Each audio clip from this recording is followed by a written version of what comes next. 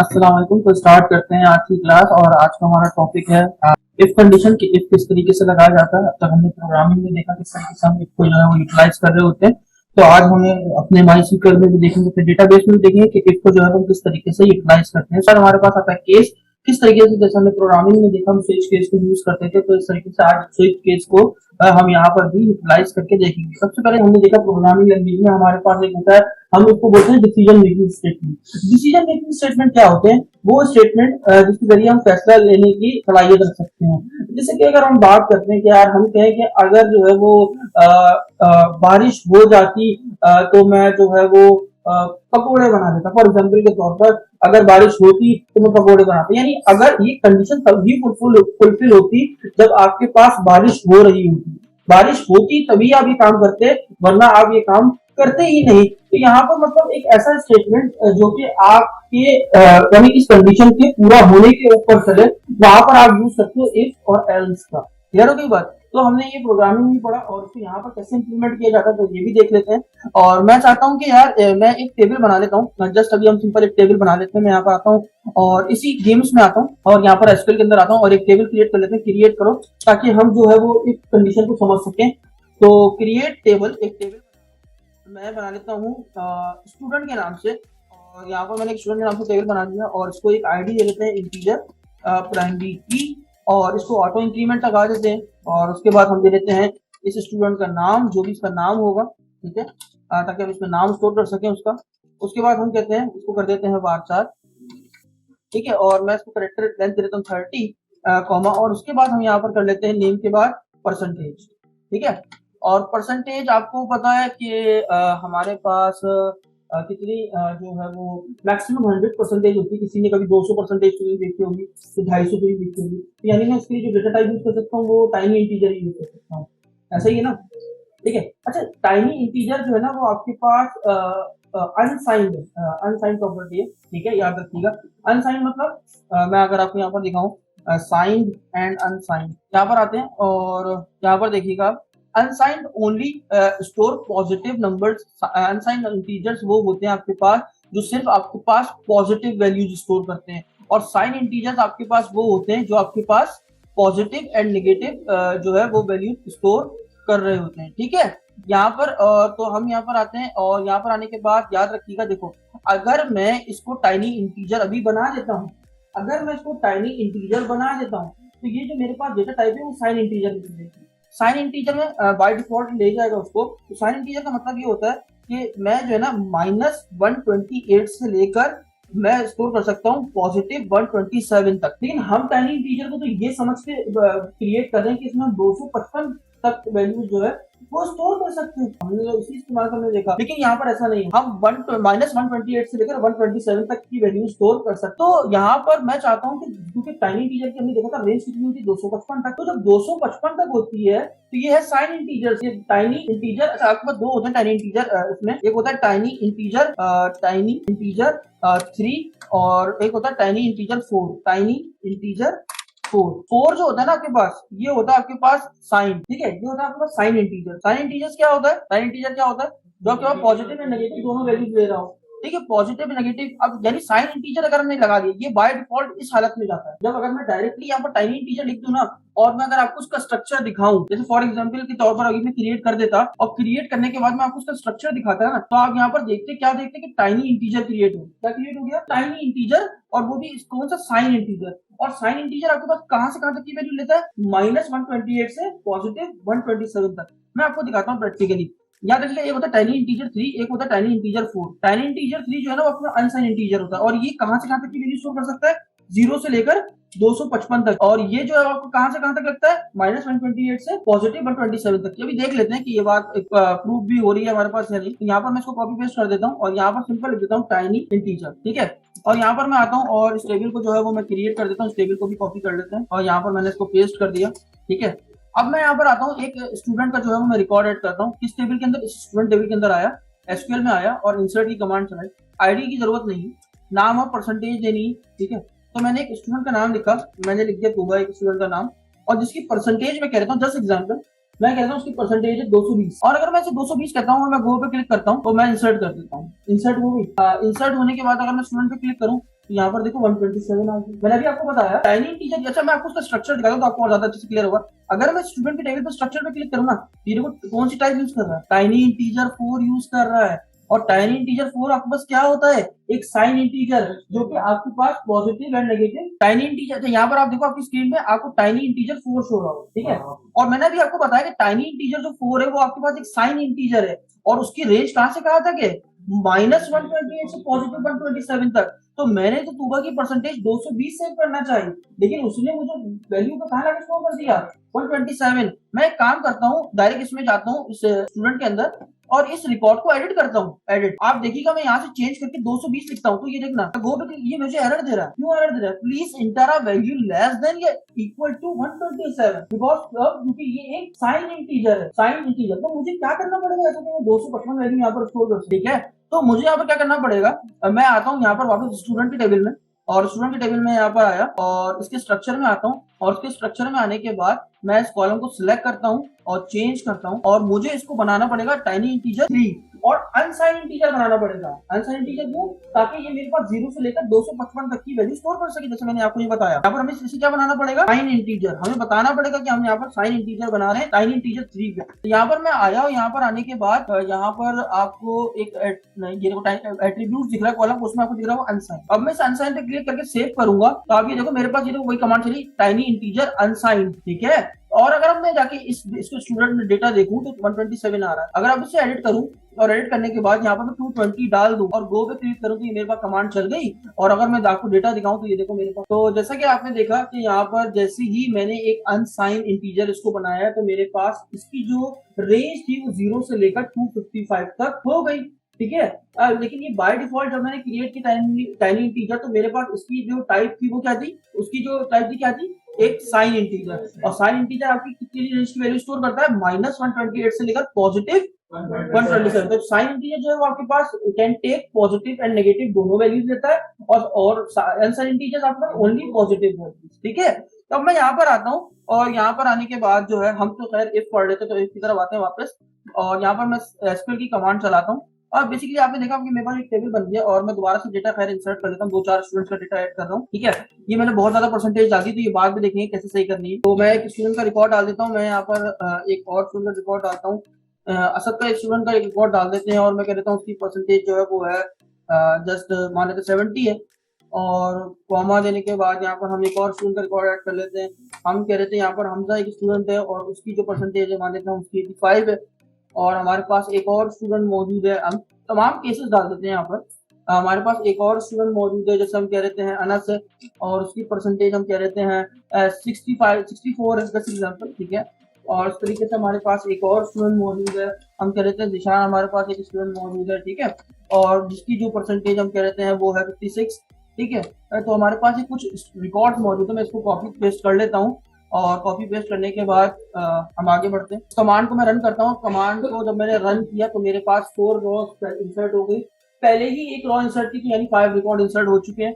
तो मैं स्टूडेंट पे क्लिक करता हूँ तो आप ये देख सकते हो सारे के सारे रिकॉर्ड्स हैं वो मेरे पास यहाँ पर डिस्प्ले हो गए। तो अभी हमें इफ की मदद से फाइंड आउट करना है। मैं चाहता हूँ एक ऐसी क्वेरी लिख के हो क्या कि जिसकी परसेंटेज 55 से या 65 से कम है, जिसकी परसेंटेज 65 से कम है वो मुझे ये बताया कि वो बच्चे फेल है। कॉलम बने रिमार्क्स का, मुझे बताया कि वो बच्चे फेल है, और जिनकी परसेंटेज 65 से ज्यादा है वो बताया कि मुझे बच्चे सारे पास है। तो हम ये क्वेरी लिखते हैं, तो एडिट में आता हूँ और यहाँ पर मैं लिखता हूँ सिलेक्ट करो आईडी भी दिखे, उस बच्चे का नाम भी दिखे और परसेंटेज भी दिखे, ताकि परसेंटेज के बाद हमारे पास दूसरा कॉलम बने। अब यहाँ पर मैं लगा रहा हूँ फॉर्मूला इफ की कंडीशन, इफ बनाया और इफ के बाद, अच्छा इफ का सिंटेक्स क्या होता है नीचे लिख देता हूँ इफ, उसके बाद इसके अंदर कंडीशन आती है। ये 3 आर्ग्यूमेंट्स देता है अपने पास, कंडीशन के बाद वो कंडीशन जो इस कंडीशन से ट्रू होने के बाद जो स्टेटमेंट आप प्रिंट करना चाहते हो वो आएगा यहाँ पर, यानी स्टेटमेंट ट्रू स्टेटमेंट, यानी अगर आपकी कंडीशन सही है तो सही के होने के बिहाफ पे जो स्टेटमेंट प्रिंट होगा वो यहाँ पर आ जाएगा। और तीसरी कंडीशन क्या है, फॉल्स स्टेटमेंट, यानी कंडीशन अगर सही नहीं है तो वो यहाँ पर स्टेटमेंट आएगा। ये इसका क्या है,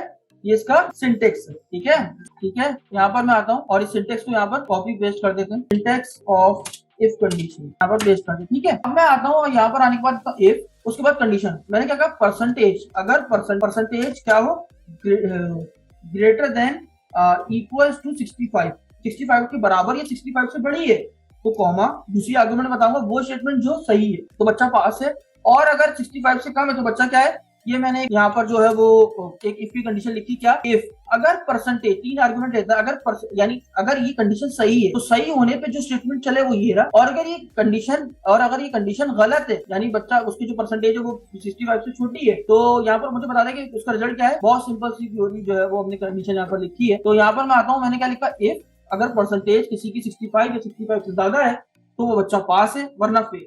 और उसके बाद हम कह रहे हैं फ्रॉम किस टेबल में से, स्टूडेंट की टेबल में।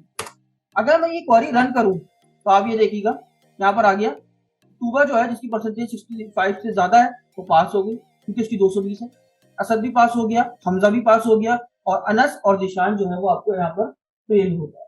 ठीक है, तो हमारी क्वेरी बिल्कुल परफेक्ट वर्क करी है। लेकिन यहाँ पर हमने जो क्वेरी बनाई थी यानी जो हमने स्टेटमेंट लिखा था यानी जो हमने इफ पर कंडीशन लिखी थी वो एज इट इज कॉलम के अंदर ऐसे ही प्रिंट हो गई। तो हम ये तो प्रिंट नहीं करना चाहते कि हमारा जो कोई फ्री क्वेरी है वो देखे, हम चाहते हैं कॉलम का नाम देख ले। तो हम क्या करेंगे, इलियासिन, कॉलम इलियासिन। तो मैं क्या करूंगा, एस और इस कॉलम का नाम दे दूंगा, क्या दे दूंगा, रिमार्क्स। यहाँ पर रिमार्क्स दिए गए स्टूडेंट को कि वो पास है या फेल है, और मैं गो की कमांड से इसको चलाऊंगा।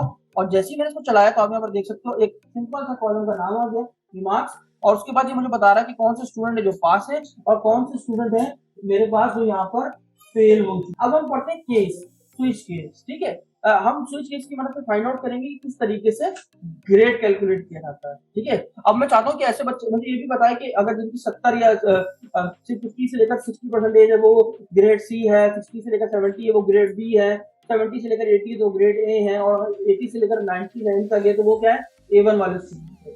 ठीक है, अगर इनमें से कुछ भी नहीं है तो वो स्टूडेंट फेल। ठीक है, तो यहाँ पर हम आते हैं और क्वेरी लिखते हैं। तो यहीं पर हम क्वेरी लिखते हैं।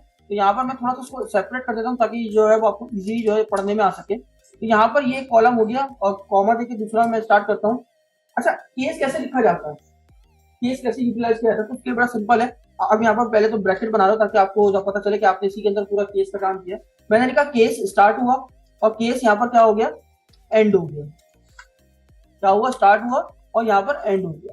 अब उसके बीच में क्या, व्हेन, जब, कौन सी कंडीशन, अब आप लोग कंडीशन, मैंने क्या कहा, अगर परसेंटेज आपके पास, तो हमने देखा कि किस तरीके से केस यहाँ पर स्टार्ट किया गया और यहाँ पर हमने केस का एंड कर दिया।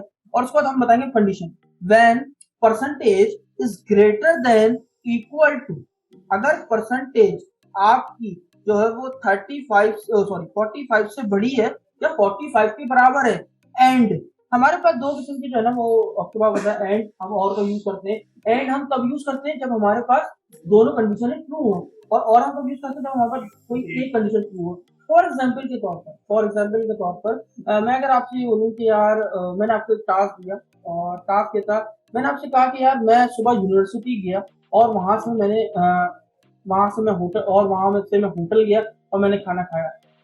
तो अगर तुम्हें लगता है ये बात सच है तो तुम मुझे रात को जिंगर खिला देना। ये जस्ट हमने रिक्वायरमेंट, हमने यहाँ क्या यूज किया, और मैंने क्या कहा, सुबह मैं यूनिवर्सिटी गया और वहां से रेस्टोरेंट गया, वहां पर मैंने खाना वाना खाया। तो अगर ये बात सही है तो तुम मुझे जिंगर खिला देना। तो मेरा दोस्त ने क्या किया, वहां पर गया और यूनिवर्सिटी में आके पूछा, उन्होंने कहा हाँ ठीक है, जो है वो आए थे, उन्होंने कहा ठीक है बिल्कुल आया। उन्होंने फिर वो गया, उसने रेस्टोरेंट में आके पूछा क्या ये जो है वो लड़का आपके पास आया था खाना वगैरह खाने के लिए, तो उन्होंने कहा नहीं आया था। तो अब तो क्या वो मेरा दोस्त जो है वो मुझे जिंगर खिलाने लेके जाएगा, नहीं लेके जाएगा, क्योंकि उसने देखा यार असद ने कहा मैं सुबह गया यूनिवर्सिटी और मैं कहा गया खाना खाने गया, तो उसने मुझसे झूठ बोले। भले एक बात सही बोली उसने लेकिन मुझसे दूसरी बात झूठ बोली। तो यानी मैं उसको वो जो उसको डील जो मैंने की वो मैं उसके साथ पूरी नहीं करूंगा। तो अगर मैं आपसे एक और कंडीशन दूं कि यार मैं सुबह हो सकता है यूनिवर्सिटी जाऊं या खाने भी चले जाऊं, तो मेरी मर्जी, हो सकता है मैं यूनिवर्सिटी चले जाऊँ मैं खाने भी चले जाऊँ। तो अगर मैं गया तो तुम्हें लगता है अगर मैं जाऊँ वैसे कोई भी एक बात सही होगी, अगर मैं चला गया कहीं पर भी तो तुम मुझे रात में तो अब वो यूनिवर्सिटी जाके पूछता है, उसने कहा हाँ यार वो असद आया था, तो उसने कहा नहीं आया। अब वो रेस्टोरेंट जाके पूछता है तो उसने कहा यार वो खाने पाया, तो उसने कहा हाँ आया था। ठीक है, तो अब चूंकि मैं उसको बता चुका था कि हो सकता है शायद मैं वहां चला जाऊं या फिर यहाँ चला जाऊं, तो उसे अब ये नहीं लगी कि यार इसके मुझसे जो है वो झूठ है। तो यहाँ पर जो है वो कोई एक भी बात सेटिस्फाइड होगी तो वो कहेगा हाँ यार ठीक है इसको मैं मतलब कोई कुछ इस तरीके से यहाँ पर हमारा एंड जो है वो तभी वर्क करता है जब दोनों कंडीशन हमारे पास फुलफिल। जब दोनों कंडीशन ट्रू होंगी तो वही आपके पास स्टेटमेंट चलेगा। तो और हमारा मतलब चलता है कोई भी एक बात आपकी पूरी हो जाए। तो यहाँ पे मैंने लगाया एंड, जब परसेंटेज जो है वो 45 से बड़ी है, 45 के बराबर हो, और परसेंटेज जो है वो लेस देन हो और इक्वल्स टू हो किसके, 60 के, देन तो उसको एक स्टेटमेंट दिखा देना। क्या? उसको दिखा देना कि आपको जो ग्रेड है वो बना है बी। ठीक है, तो बिल्कुल कुछ इस तरीके से हमारे पास काफी सारी जो है वो कंडीशन होगी। तो मैं इसे कॉपी पेस्ट कर लेता हूँ। ये मैंने कॉपी पेस्ट कर ली, ये मैंने कॉपी पेस्ट कर ली। अब मैंने कहा अगर किसी की परसेंटेज 61 से कहां तक है, 70 तक है, तो आप उसे कहते हो कि आपका ग्रेड क्या बना है, ए ग्रेड बन गया। तो अगर आपके पास एक परसेंटेज है जो कि 71 से क्या है आपके पास है 80 तक, तो आपको कहते हो कि उसका ग्रेड क्या बन गया, ए वन बन गया। और अगर किसी की परसेंटेज आपके पास 81 से लेकर 99 तक कोई परसेंटेज आ रही है, 99 तक कोई परसेंटेज आ रही है, तो आप उसे क्या बोल दोगे, टॉप। कि उस बच्चे ने क्या कर दिया, आपके जो यूनिवर्सिटी है या कॉलेज है उसमें उसने क्या कर लिया, टॉप कर लिया। ठीक है, और अगर मैं इस कमांड को रन करूं कि देखिए हमारे पास ये क्या सही तरीके से वर्क भी कर रही है या नहीं कर रही है, तो हमने देखा केस का स्टार्ट किया और यहाँ पर एंड किया, और उसके बीच हमने कंडीशन बनाई कि अगर परसेंटेज इसके बीच में से कोई एक कंडीशन, इन दोनों बातों में से कोई एक बात भी फुलफिल कर रही है तो ये मैसेज दिखा देना। अगर इन दोनों बातों में से कोई एक बात भी फुलफिल हो रही है, यानी 61 से लेकर 70 तक के बीच में या 70 तक परसेंटेज बराबर आ रही है, तो उसे ग्रेड क्या दे देना, ए। तो ये सारे मैसेज डिस्प्ले हो जाएंगे। अगर मैं गो करूं तो आप ये देखो मेरे पास यहाँ पर जो कंडीशन है वो सही चल रही है, ग्रेड ए आ गया क्योंकि इसकी परसेंटेज 70 है। यहाँ पर टॉप कर गया क्योंकि 85 से, यहाँ पर देखो टॉप कब होगा, टॉप तब होगा जब उसकी परसेंटेज 81 से लेकर 99 तक के बीच में टॉप कर गया। लेकिन एक इशू हो गया, नल आ गया। नल आ गया, नल क्यों आ गया, क्योंकि यहाँ पर जो मेरी परसेंटेज थी वो 202 थी। तो इस तरह की कंडीशन तो हम बना ही नहीं सकते कि हमारी परसेंटेज 200 पे चली जाए तो 200 पे जा ही नहीं सकती। तो इस टाइप की कंडीशन के लिए हम जो है आपने देखा था प्रोग्रामिंग में, जब स्विच केस की सारी कंडीशन, क्योंकि स्पेसिफिक कंडीशन होती है, अगर वो ट्रू होती है तभी वो चलती है। अगर इनमें से कोई भी कंडीशन ट्रू ना हो तो हम वहां पर डिफॉल्ट यूज करते हैं। आपको याद होगा डिफॉल्ट, यानी अगर इनमें से कोई बात भी सही नहीं है तो बस डिफॉल्ट में चला। तो यहाँ पर हम किस तरीके से यूज करते हैं उस डिफॉल्ट को, तो हम यहाँ पर लिखते हैं उस डिफॉल्ट की जगह हम लिखते हैं एल्स। क्या लिखते हैं, एल्स। अगर इनमें से कोई बात भी सही है तो यहाँ चले एल्स। क्या लिखते हैं, कोई मैसेज फेलियर, क्या लिखा हमने, फेलियर। ठीक है, हमने ग्रेड दे दिया। ठीक है, वैसे तो 202% कभी होती ही नहीं, हमने जस्ट प्रैक्टिकली अजम्पशन किया और कुछ समझने के लिए हमने क्या कहा। अच्छा, यहाँ पर एल्स कैसे वर्क कर रहा है, डिफॉल्ट, यानी अगर इनमें से कोई भी कंडीशन मैच नहीं करती तब क्या चलेगा, एल्स चलेगा। तो अगर मैं गो पे चलाऊं तो आप यहाँ देखो, यहाँ पर क्या आ चुका है, फेलियर हो गई बात। तो यहाँ पर देखो आपके पास हमने जो पूरी क्वेरी लिखी हुई यहाँ पर सारी डिस्प्ले होगी, लेकिन हम चाहते हैं यहाँ पर क्या आ जाए कि कॉलम का नाम आ जाए ग्रेड का। तो हम क्या करेंगे, ये पूरे ब्रैकेट में हमने इसको इसीलिए बंद किया ताकि हम एलियासिंग इजीली करें। हमने कहा एस, और एस करने के बाद हमने क्या नाम दे दिया यहाँ पर, ग्रेड कॉलम का। That's it. हम गो भी क्लिक करेंगे तो यहाँ पर आप देख सकते हैं हमारे पास एक अच्छी परसेंटेज कैलकुलेटर जो है हमारे पास बनकर आ चुका है। और हमने यहाँ पर ये देखा कि इसको किस तरीके से यूज किया जा सकता है, इसको कैसे यूज किया जा सकता है। तो आई होप कि आपको ये सारा कुछ हमने पढ़ा समझ में आ चुका होगा। और दोबारा से एक और चीज को समझते हैं केस को, कि केस के इस्तेमाल से हम किसी डेटा को अपडेट कैसे कर सकते हैं। मतलब आपको एक केस का एक और यूजेज बताता हूँ। मैं मान लो ये चाहता हूँ, अभी देखो मैं ये चाहता हूँ कि यार आपके पास 220% है, ठीक है, मैं ये चाहता हूँ इसको अपडेट करूँ और अपडेट करके ये परसेंटेज कर दूं 90, ठीक है, और एक परसेंटेज ये 64 दिख रही है, तो मैं चाहता हूँ इसको अपडेट करके कर दूं 70। दो परसेंटेज आपको दिख रही है, एक 220, एक 64। मैं चाहता हूँ ये अपडेट होगी क्या हो जाए, 90 हो जाए, या अपडेट होगी क्या हो जाए। तो आप लोगों सर अलग अलग अपडेट की कमांड चला, अपडेट की कमांड चलाई इसके लिए, फिर अपडेट की कमांड चलाई उसके लिए। तो हम देखते हैं क्या केस के इस्तेमाल से हम एक ही वक्त में मल्टीपल डेटा को अपडेट कर सकते हैं या नहीं कर सकते। तो इस क्वेरी को तो पहले मैं यहाँ पर कॉपी पेस्ट कर लेता हूँ ताकि आप जो है वो उसको यूटिलाइज कर सको बाद में। ठीक है, और यहाँ पर मैं आता हूँ और इसको हम रिमूव कर देते हैं, और यहाँ पर सिंपल मैं कहता हूँ सिलेक्ट, सिलेक्ट नहीं, अपडेट की कमांड चलाएंगे, अपडेट टेबल। हमने कहा अपडेट सॉरी टेबल का नाम क्या हमारे स्टूडेंट, अपडेट उसको सेट करो, क्या सेट करो, परसेंटेज हम सेट करा रहे हैं। ठीक है, उसके बाद हम यहाँ बनाएंगे अपना पूरा केस। केस कैसे बनाते हैं, केस एंड देन लास्ट में हमने क्या लिखा, केस को खत्म कैसे करते हैं, एंड। हमने कर दिया एंड से। अब हमारे पास स्टेटमेंट क्या, व्हेन, जब परसेंटेज क्या हो, जब परसेंटेज क्या हो, इसकी परसेंटेज हो हमारे पास कहा गया ये स्टूडेंट जब उसकी परसेंटेज क्या हो 220 हो, व्हेन परसेंटेज इक्वल्स टू 220, तो उसको क्या करो, देन क्या कर दो आप 90 कर दो। सही है, कितना इजी है। तो इस तरीके से हमने कॉपी किया, ऐसी सेंटेंस को नीचे पेस्ट कर दिया और हमने क्या कहा, दूसरी परसेंटेज क्या हो 64 हो, तो उसको क्या कर दो आप, क्या कर दो 70। अब प्रॉब्लम क्या है, हमने बना तो लिया, हमारे पास ये चल जाएगी कमांड। अब मैं अगर इसको रन कर दूं अभी तो होगा क्या, आप देखिएगा। अभी ये अगर जहां जहां परसेंटेज 220 होगी वहां भाई उसको ओवरराइट करेगा और ओवरराइट करके क्या कर देगा 90। अब जहां जहां हमारी परसेंटेज जो है वो 64 होगी उसको ओवरराइट करके क्या कर देगा 70। तो यानी मेरे सारे रिकॉर्ड्स के ऊपर ये काम करेगा।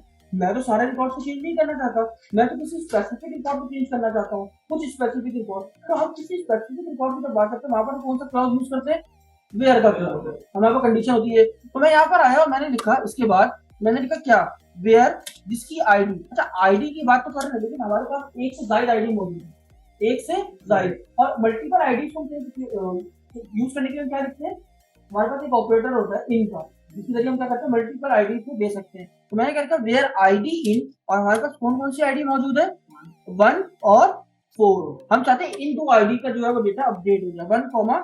तो मैंने क्वेरी क्या लिखी, अपडेट करो स्टूडेंट के टेबल में परसेंटेज को, और जिसकी परसेंटेज 220 उसको 90 कर दो, जिसकी परसेंटेज 64 उसको 70 कर दो, जिनकी आईडी 1 और 4 है। तो देखते हैं क्या ये क्वेरी जो है वो परफेक्टली वर्क कर रही है या नहीं कर रही है। ठीक है, तो यहाँ पर मैं आके इसको रन करता हूँ और जैसे ही मैं इसको रन करता हूँ तो मेरे पास लिखा होता है 2 रॉज इफेक्टिव, 2 रॉज इफेक्ट हो गई है। तो अगर मैं स्टूडेंट में आके चेक करूँ तो आप ये देखो मेरे पास टूबा की परसेंटेज 90 हो गई है और अनस की परसेंटेज 70 हो गई है। तो मैं केस के इस्तेमाल से एक ही वक्त में एक ही कॉलम के ऊपर मल्टीपल डेटा को अपडेट भी कर सकता हूँ, तो ये एक और यूज है इसका। ठीक है, तो ये आज का टॉपिक हमारा यहाँ पर खत्म होता है। तो आपको समझ में आ गया होगा, तो मिलते हैं अगली क्लास में, तब तक के लिए अल्लाह।